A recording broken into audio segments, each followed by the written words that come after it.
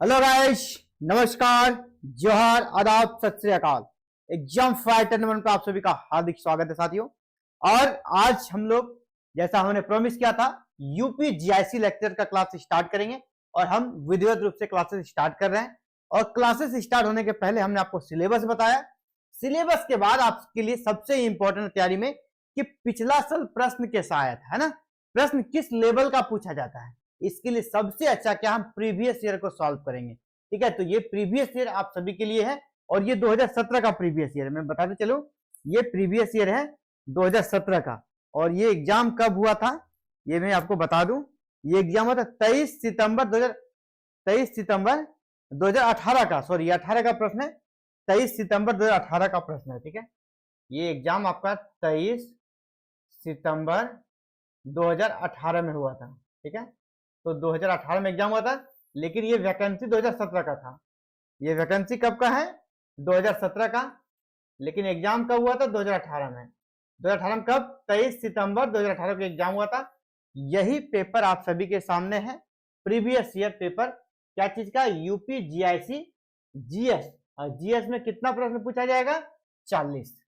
तो 40 प्रश्न में से आप जितना ज्यादा लाएंगे, आप उम्मीद कीजिए कि आप 80 प्लस लाएं। ठीक है, यानी 32 मार्क्स अगर आपका आ जाता है जीएस में, तो आपका जो अपना पेपर है वहां पे थोड़ा आपका लोड कम हो जाएगा। ठीक है, वहां पे थोड़ा कम भी आएगा तो चल जाएगा। इसलिए जीएस पर अच्छा पकड़ आपका होना चाहिए। जो आपका अगर 19-20 आपका पेपर में होता है वो आपको बैलेंस कर देगा। तो प्रीवियस ईयर सॉल्व कर रहे हैं हम लोग। 23 सितंबर 2018 को जो एग्जाम हुआ था यूपी जीआईसी का, 40 नंबर का जो जीएस का प्रश्न आता है, वो जीएस के पेपर को आपके सामने हम रखेंगे और कुछ पेपर को सॉल्व करेंगे। जी हाँ, पेपर से पहले पेपर, आप जो पेपर देंगे ना उससे पहले ही ये पेपर सॉल्व कर लीजिए। ऐसे ही प्रश्न पूछे जाते हैं यूपी जीआईसी एग्जाम में, जीएस वाले सेक्शन में। हम लोग फिर हिस्ट्री की भी क्लासेस करेंगे। हिस्ट्री अगर किसी का पेपर हो तो आप आज ही हमसे ज्वाइन करें। इसके लिए चैनल को सब्सक्राइब करके अभी रख लें और लगातार आप क्लासेस एवरी कह सकते हैं इवनिंग या नाइट के बीच में, ये आपका 7 से 9 के बीच में आपको क्लासेस एवरीडे मिल जाएगी। चलिए क्लासेस में इंटर करते हैं और हम लोग पहला क्वेश्चन सॉल्व करते हैं। ये जो प्रश्न आया था, पहला प्रश्न यही आया था आपका, देख लीजिए क्या पहला प्रश्न। आप मेरे बताने से पहले उत्तर देने का प्रयास कीजिए। क्वेश्चन है, स्वतंत्रता के पूर्व के दिनों में प्रारंभ में किसने संविधान निर्मात्री सभा का विचार प्रस्तुत किया? संविधान निर्मात्री सभा यानी संविधान सभा का विचार सबसे पहले किसने दिया था? आजादी के पहले, है ना, बाद में तो बहुत लोगों ने दिया, लेकिन आजादी के पूर्व, है ना, प्रारंभ में किसने संविधान निर्मात्री सभा यानी शॉर्ट में बोला संविधान सभा का विचार प्रस्तुत किया था? M N Roy, Annie Besant, B R Ambedkar या जवाहरलाल नेहरू? किसने किया था? सबसे पहली बार इसका विचार दिया था आपका एम एन राय ने। 1934 में ही इसने दिया था। 1934 में इसने यह विचार दिया था, भारत का संविधान बनना चाहिए और इसके लिए एक संविधान सभा का भी गठन होना चाहिए। ये 1934 में सबसे पहली बार एम एन राय ने दिया था। एम एन राय को आप जानते हैं, एक वामपंथी कम्युनिस्ट लीडर थे और काफी ज्यादा इनका नाम रहा है। और जब भी संगठन बना, गरीबों के आवाज को उठाने का बात चला, तो ये आगे रहे, एक बड़े लीडर थे हमारे आजादी के दौर के। चलिए, ए नंबर आपका सही आंसर है। चलिए क्वेश्चन नंबर 2 की ओर चलते हैं। क्वेश्चन नंबर 2 जो आया था, ये प्रश्न था आपका, लीलावती के लेखक है। लीलावती क्या है? एक पुस्तक है। लीलावती एक पुस्तक है। इस पुस्तक के लेखक कौन है? लीलावती किस विषय की पुस्तक है, ये भी आपसे पूछ दिया जाएगा। तो आप आंसर तब तक देखिए, लीलावती के लेखक कौन है? महावीराचार्य, भास्कराचार्य, हेमचंद्राचार्य या आपका कालकाचार्य? महावीराचार्य, भास्कराचार्य, हेमचंद्राचार्य या कालकाचार्य? कौन है लीलावती के लेखक? तब तक हम बात करते लीलावती के है क्या। लीलावती एक गणित की पुस्तक है, गणित और यहाँ पर खगोल भी कह सकते हैं, खगोल, गणित और खगोल का ये पुस्तक है। इस पुस्तक को किसने लिखा, आपसे ये पूछा जा रहा है। इस पुस्तक को किसने लिखा? आपके भास्कराचार्य ने लिखा है। तो भास्कराचार्य ने इसका नाम लीलावती क्यों दिया, ये भी है ना। ये लीलावती जो है ना, इसके पुत्री का नाम था। भास्कराचार्य के पुत्री का नाम क्या था? लीलावती। तो अपने पुत्री से बहुत ही प्यार करते थे, उसी को डेडिकेट कर उसने ये पुस्तक लिखा था। और अपने पुत्री के नाम पर इसने इस पुस्तक का नाम लीलावती रखा। और यह किस विषय की पुस्तक है? गणित और भूगोल की पुस्तक है। तो चलिए, लीलावती पुस्तक किसने लिखी? भास्कराचार्य ने। अगले प्रश्न की ओर बढ़ते हैं। अगला प्रश्न है आपका कि वाराणसी को किसने अपनी राजधानी बनाया था? वाराणसी को किसने अपनी राजधानी बनाया था? वाराणसी यानी वर्तमान जो बनारस है, इसको अपनी राजधानी किसने बनाया था? ये प्रश्न है। अजातशत्रु, कालाशोक, महापद्मनंद या शिशुनाग? किसने बनाया था वाराणसी को अपनी राजधानी? तो वाराणसी को अपनी राजधानी बनाने वाले शासक तो और नहीं बल्कि अजातशत्रु थे। अजातशत्रु के बारे में जानते हैं। ये किस वंश के शासक थे? हर्यक वंश के। ये हर्यक वंश के महत्वपूर्ण शासक थे अजातशत्रु। तो हर्यक वंश के शासक अजातशत्रु ने अपनी राजधानी को वाराणसी भी बनाया था। एक्चुअली इसने राजधानी इसलिए परिवर्तन कर दिया था कि आपको पता होगा इसके पिता थे बिंबिसार, जिसकी हत्या करके शासक बना दो, तो कहीं इसके साम्राज्य में उपद्रव या विद्रोह ना हो जाए, इसलिए इसने राजधानी एक अपना अलग बना लिया था अजातशत्रु ने वाराणसी में। तो चलिए ठीक है, ये क्वेश्चन हो गया। आगे बढ़ते हैं। अगला क्वेश्चन है आप सभी के लिए, एका आंदोलन। एक आंदोलन का नाम है एका, ठीक है। आंदोलन का नाम क्या? एका आंदोलन। ये प्रारंभ किया गया था किसके द्वारा? प्रश्न है, एका आंदोलन का प्रारंभ किसके द्वारा किया गया था? किस वर्ग के द्वारा, ठीक है, या और कहां के लोगों के द्वारा? तो महाराष्ट्र के किसानों के द्वारा, बंगाल के किसानों के द्वारा, पंजाब के किसानों के द्वारा, या उत्तर प्रदेश के हरदोई, बाराबंकी एवं अन्य स्थानों के किसानों द्वारा?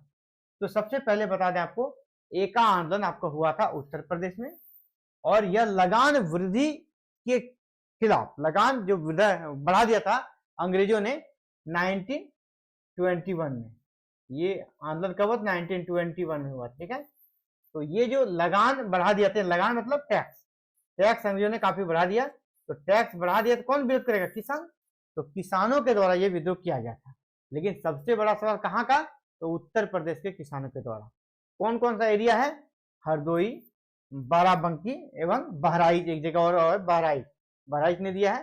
तो हरदोई, बाराबंकी और बहराइच के किसानों ने एक आंदोलन किया था 1921 में यूपी में लगान वृद्धि के खिलाफ। और इसने कहा हम लगान देंगे ही नहीं, आपने टैक्स बढ़ा दिया, अब हम टैक्स ही नहीं देंगे, खत्म बात, ठीक है। तो ये यूपी के किसानों का, तो डी नंबर आपका सही आंसर होगा। चलिए अगले प्रश्न की ओर बढ़ते हैं। अगला प्रश्न आप सभी के लिए, ये देखिए ज्योग्राफी का प्रश्न आ गया, ठीक है।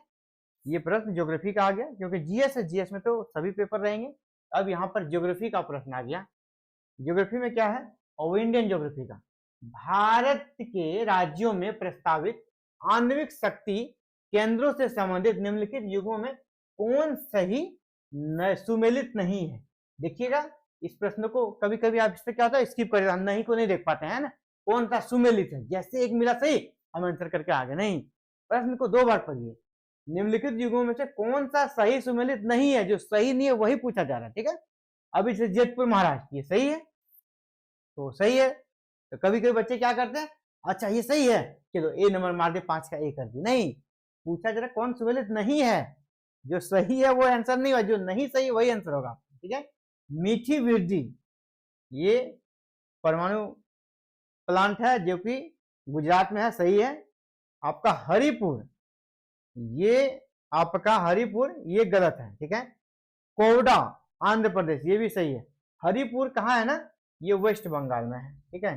ये वेस्ट बंगाल यानी पश्चिम बंगाल में है, ये पश्चिम बंगाल में है। पश्चिम बंगाल में भी कहाँ? मेदिनीपुर में। पश्चिम बंगाल में कहाँ? मेदिनीपुर में है, जबकि यहाँ क्या दिया है? हरियाणा। इसलिए ऑप्शन सी आपका गलत है, इसीलिए आंसर आपका ऑप्शन सी होगा, हरिपुर, जो कि हरिपुर आपका वेस्ट बंगाल में है, यहाँ हरियाणा दिया हुआ है। चलिए राइट आंसर आपका हो गया। नेक्स्ट क्वेश्चन की ओर बढ़ते हैं। अगला क्वेश्चन आपके लिए, अगला क्वेश्चन है, निम्नलिखित में से कौन सा द्वीप अपने लवण पटल संसाधनों के लिए जाना जाता है? लवण पटल संसाधनों के, लवण मतलब क्या हो गया? नमक, ठीक है। नमक का उत्पादन काफी ज्यादा होता है, ये नमक बेल्ट माना जाता है, ठीक है, सॉल्ट बेल्ट माना जाता है, तो नमक बहुत ज्यादा मिलता है। तो कौन सा द्वीप लवण पटल संसाधनों के लिए जाना जाता है? ये देखिए वर्ल्ड ज्योग्राफी का क्वेश्चन आपका, ठीक है। ये वर्ल्ड ज्योग्राफी का, इससे पहले जो था इंडियन ज्योग्राफी का था, ये वर्ल्ड ज्योग्राफी का प्रश्न। देखिए एक भी द्वीप आपका इंडिया का है यहाँ पे नहीं है ना, तो आइल ऑफ मैन, सेंट मार्टिन द्वीप, नॉर्फॉक द्वीप या परासल द्वीप। अगर आप इसको नहीं पढ़े तो नहीं कर सकिएगा ना। तो ये देखिए लवन पटल सॉल्ट जो बेल्ट है वो कहा जाता है सेंट मार्टिन द्वीप को। ये कहाँ है? कैरेबियन सागर। कैरेबियन सागर जो आपका स्थित है उसी में यह एक द्वीप है कैरेबियन। कैरेबियन सागर, कैरेबियन सागर का ये द्वीप है जो आपका सेंट मार्टिन द्वीप है। ये कहाँ है? कैरेबियन सागर में। और कैरेबियन सागर में पूछा जाएगा कहाँ पर? पूर्वी भाग में, ईस्ट में, ठीक है। इसका जो पूर्वी भाग है वहीं पर ये स्थित है। तो चलिए ये आपका आंसर हो गया कि कौन सा द्वीप अपने लवन पटल के लिए जाना जाता है। तो सेंट मार्टिन द्वीप ये कहाँ? कैरेबियन सागर में है, जो कि कैरेबियन सागर का पूर्वी हिस्सा में ये द्वीप स्थित है। अगला प्रश्न आप सभी के लिए इंडियन ज्योग्राफी से जुड़ा हुआ ये प्रश्न है। इंडियन ज्योग्राफी का प्रश्न काफी फेमस प्रश्न है। देखिए कुछ प्रश्न ऐसे होते हैं ना ट्रेडिशनल होती है, सर ट्रेडिशनल प्रश्न हो सकता है आपको पता ही होगा इसका आंसर। निम्नलिखित में से कौन सी नदी भ्रंश घाटी से होकर प्रवाहित होती है? ठीक है, भ्रंश घाटी क्या होता है कि दोनों साइड से आपका यहाँ पर कह सकते हैं बहुत बड़ा एरिया रहता है दोनों साइड से, और बीच में नदी बहती है। ठीक है, बीच में दोनों तरफ से ऊंचाई रहता है और बीच में यहाँ पर नदी प्रवाहित होती है। ठीक है, गहरा में, बीच में, गहराई में। ठीक है, ये इस प्रकार का जो भ्रंश घाटी होता है, जो नदियां दोनों साइड बहुत बड़ा बड़ा आपका ऊंचा घाटी रहेगा और यहाँ पर ऊंचे पर्वत रहेंगे और बीच में नदी जो प्रवाहित होती है इसी को भ्रंश घाटी कहते हैं। जो भ्रंश पर्वत होते हैं ना बीच में धंस जाता है तो वहीं पे नदियां बहती हैं। इस प्रकार भ्रंश घाटी में बहने वाली नदी कौन सी है? तापी, कृष्णा, महानदी या गोदावरी? तो यहाँ पे आंसर क्या हो जाएगा आपका? तापी। तापी के साथ साथ और एक नदी भ्रंश घाटी में बहती है जिसका नाम क्या है? नर्मदा। नर्मदा और तापी ये काफी फेमस है। भ्रंश घाटी में बहने वाली हमारी जो नदियां हैं वो नर्मदा और तापी है। भ्रंश घाटी में बहने वाली कौन कौन सी नदियां हैं? नर्मदा और तापी। ये काफी ट्रेडिशनल प्रश्न काफी ज्यादा आता है और काफी फेमस है ये। ठीक है, अगला प्रश्न जो कि इंडियन पॉलिटी से जुड़ा प्रश्न पूछा है। अगला ये प्रश्न है आप सभी के लिए कि मौलिक अधिकारों की अवधारणा ली गई है। मौलिक अधिकार जो हमारा फंडामेंटल राइट है इसकी अवधारणा किस देश से ली गई है? ठीक है, यूएस के संविधान से, कनाडा के संविधान से, ब्रिटेन के संविधान से या रूस के संविधान से? तो मौलिक अधिकारों की जो अवधारणा है ना वो आपका यूएस यानी यूनाइटेड स्टेट ऑफ अमेरिका के संविधान से लिया गया है। आपको पता है हमारे संविधान के निर्माण के लिए संविधान सभा का गठन हुआ और इस संविधान सभा ने क्या किया? अलग अलग देशों के संविधानों का अध्ययन किया, ठीक है, स्टडी किया। उसमें से जिस देश का जो भी चीज अच्छा लगा उसे इंडियन कॉन्स्टिट्यूशन में, भारतीय संविधान में शामिल कर लिया गया। तो जो मौलिक अधिकार है हमारा फंडामेंटल राइट है, अभी जो 6 हमारे मूल अधिकार है, मूल अधिकार कितने हैं? 6। पहले कितने थे? अभी प्रेजेंट में 6 हैं। प्रेजेंट में ये कितने हैं? 6 हैं। पहले कितना थे? पहले 7 थे। ठीक है, पहले जब बना था उस समय 7 थे। ठीक है, तो 7 मूल अधिकार थे, अभी वर्तमान में 6 हैं। तो ये लिया किस देश से है? ये लिया गया आपका यूएसए से। ये यूएसए के संविधान से हमने अडॉप्ट किया है। ठीक है, इसी का मूल कर्तव्य पूछा जाता है। अगर आपसे पूछ जाएगा मूल कर्तव्य कहाँ से लिया गया है तो वो सोवियत संघ से लिया गया, रूस से लिया गया है। इसी आपात उपबंध जो हमारा इमरजेंसी वाला प्रोविजन है वो जर्मनी से लिया गया है। तो अलग अलग देशों से अलग अलग चीजें ली गई है। ठीक है, तो आपका याद रखना है मौलिक अधिकार कहाँ से लिया गया है? यूएसए से लिया गया है। चलिए अगले प्रश्न की ओर बढ़ते हैं। भारत का राष्ट्रपति जो हमारे प्रेसिडेंट होते हैं उसका चुनाव कैसे होता है? उसके चुनाव के निर्वाचक मंडल में कौन कौन शामिल होते हैं ये पूछा जा रहा है। भारत का राष्ट्रपति चुना जाता है तो राष्ट्रपति किसके द्वारा चुना जाता है? ठीक है, भारत का राष्ट्रपति किसके द्वारा चुना जाता है? कौन चुनता है इसको? लोकसभा के मेंबर चुनते हैं या राज्यसभा के मेंबर चुनते हैं या संसद सदस्यों द्वारा? संसद मतलब हो गया लोकसभा प्लस राज्यसभा। संसद जब हम बोलते हैं तो इसका मतलब क्या हो गया? लोकसभा प्लस राज्यसभा। यहाँ कहा जा रहा है लोकसभा के सदस्यों द्वारा या राज्यसभा के सदस्यों द्वारा। ठीक है, दोनों के द्वारा मिलकर, तो वो है, या फिर संसद एवं राज्य विधानसभा के सदस्यों द्वारा। तो ये क्या होगा? राष्ट्रपति के चुनाव में सभी भाग लेते हैं। पहला लोकसभा, संसद, राष्ट्रपति के चुनाव में लोकसभा प्लस राज्यसभा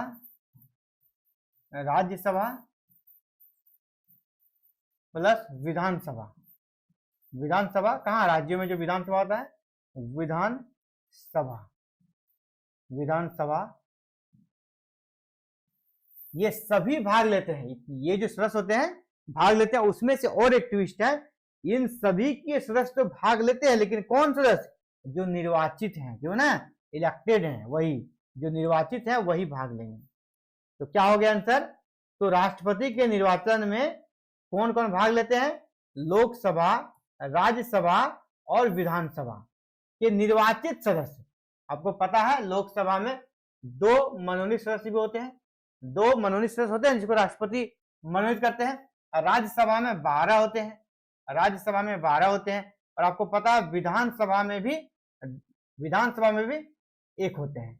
विधानसभा में मनोनीत कितने होते हैं? 1 होते हैं, एंग्लो इंडियन। इसके अलावा यहाँ पर कहीं कहीं आपको विधान परिषद भी होता है, ठीक है, विधान परिषद भी होता है, एलसी जिसको बोलते हैं, ठीक है, एलसी है ना, लेजिस्लेटिव काउंसिल, जैसे बिहार वगैरह में है ना विधान परिषद। तो वो लोग भाग नहीं लेते हैं। कौन कौन भाग नहीं लेते हैं?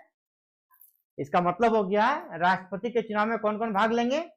संसद के दोनों सदन यानी लोकसभा और राज्यसभा के निर्वाचित सदस्य भाग लेते हैं जो कि इलेक्शन जीत कर आते हैं, और विधानसभा के भी निर्वाचित सदस्य भाग लेते हैं जो इलेक्शन जीत कर आते हैं।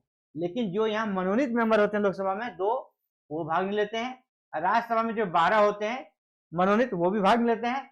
विधानसभा में जो 1 मनोनीत होते हैं वो भी भाग नहीं लेते हैं। और जो विधान परिषद के सदस्य हैं ये सब कोई भी भाग नहीं लेते हैं। जो निर्वाचित होते हैं सिर्फ और सिर्फ वही भाग लेते हैं, ये सब भाग नहीं लेते। ठीक है, क्लियर है? तो आंसर क्या हो जाएगा? संसद एवं राज्य विधानसभाओं के सदस्यों द्वारा। ये और क्लियर अगर रहता तो यहाँ लिखता संसद और विधानसभा के निर्वाचित सदस्यों द्वारा, लेकिन ऑप्शन में आपके सबसे सटीक डी है, तो हम लोग सबसे सटीक डी में जाएंगे। देखिए जब भी ऑब्जेक्टिव क्वेश्चन बनाइएगा आपको एग्जैक्ट अगर ऑप्शन नहीं मिल रहा है तो जो सही के सबसे करीब है आपको उसके साथ चले जाना। ठीक है, जो आपके राइट आंसर के सबसे करीब है, नियरेस्ट है, वही आपका राइट आंसर माना जाएगा। चलिए यहाँ पे देख लेते हैं हम लोग। किसान दिवस मनाया जाता है। किसान दिवस हमारे देश में कब मनाया जाता है? ये आ गया आपका करंट अफेयर्स तो नहीं बोलेंगे, इकोनॉमिक्स का प्रश्न है ना, इको का आ गया, इकोनॉमिक्स का आ गया, इंडियन इकोनॉमी का प्रश्न आ गया। ठीक है, इको का। तो भारतीय किसान दिवस कब मनाया? 23 अक्टूबर को, 23 नवंबर को, 23 दिसंबर को, 23 सितंबर को। ये तो क्लियर है कि 23 तारीख को मनाया जाता है, लेकिन किस महीने में? ये आपका 23 दिसंबर को मनाया जाता है। ठीक है, 23 दिसंबर को। ये किसका जन्मदिन है? चौधरी चरण सिंह, भारत के जो आपके फॉर्मर प्राइम मिनिस्टर है चौधरी चरण सिंह, चौधरी चरण सिंह जो भारत के फॉर्मर प्राइम मिनिस्टर रहे हैं और किसानों के लिए इसने बहुत सारे कार्य किए थे, इसलिए इसके जन्मदिन को किसान दिवस के रूप में मनाया जाता है इंडिया में, जो आपका 23 दिसंबर को इनका जन्मदिन है। तो किसान दिवस कब मना? 23 दिसंबर को। ऐसे देखिए प्रश्न हमारे पास 40 होनी है, हमने प्रयास किया क्या 10 या 15 प्रश्नों का ऐसे ही सीरीज चलाएंगे, क्योंकि 40 काफी लंबा हो जाएगा। ठीक है, तो हम लोग 10 का ही ऐसे चलेगा, और लेकिन हाँ कल इसको हम लोग कंप्लीट कर देंगे। 2 क्लासेस में एक प्रीवियस ईयर कंप्लीट हो जाएगा। इसके बाद सब्जेक्टिव क्लासेस भी चलेगी, और ऑब्जेक्टिव क्लासेस यानी ये एमसीक्यू बेस्ड भी क्लासेस आप सभी के लिए होगा, जहाँ प्रीवियस ईयर को सॉल्व करेंगे। इसके साथ ही फिर मॉडल क्वेश्चन आंसर भी आपको देंगे, जो कि आपके एग्जाम में हूबहू लड़ेगा। ठीक है, वो भी देंगे। तो इसी प्रकार क्लासेस अब लगातार हमारे चैनल पे स्टार्ट हो चुका है और आगे भी चलती रहेंगी। जो भी साथी नए हैं, जो भी स्टूडेंट नए हैं, आप सभी चैनल को सब्सक्राइब करके रख लें, ताकि एवरीडे क्लासेस अपलोड होते ही आप हमारे साथ मिलकर प्रैक्टिस से सॉल्व कर सकें, प्रीवियस ईयर सॉल्व कर सकें, और आप यूपी जीआईसी लेक्चर में एक सीट अपना पक्का कर सकें। Thank you. जय हिंद, जय भारत।